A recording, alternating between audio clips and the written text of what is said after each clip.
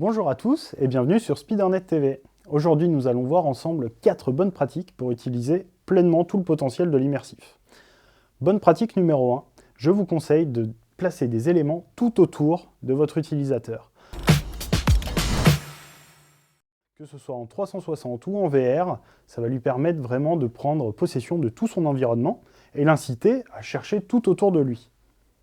Vous pouvez bien évidemment placer des éléments au pied, comme des éléments de navigation ou alors un menu, pour qu'il ait toujours un repère, peu importe la scène. Bonne pratique numéro 2, la gestion de la hauteur de la caméra.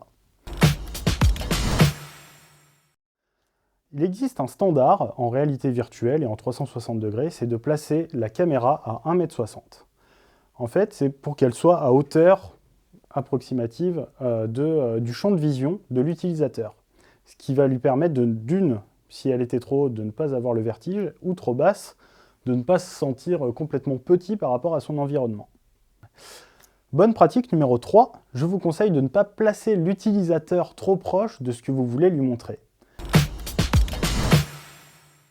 En effet, c'est comme quand vous êtes dans un musée.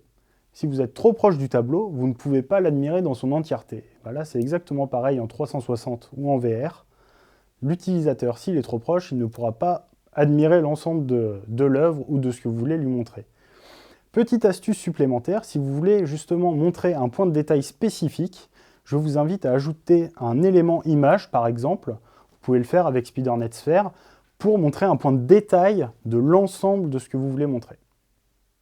Bonne pratique numéro 4, n'hésitez pas à placer un timer sur les éléments importants dans le scénario de votre expérience.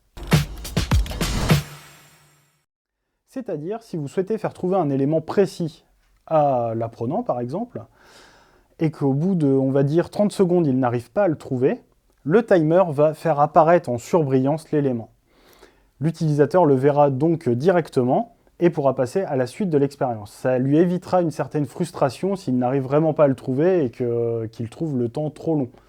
On l'a déjà d'ailleurs évoqué dans une précédente vidéo sur la surbrillance. Je vous laisse y accéder par ici.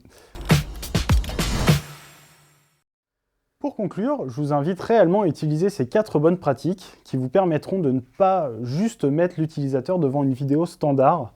Vous allez ainsi pleinement profiter du potentiel de la réalité virtuelle et du 360 degrés.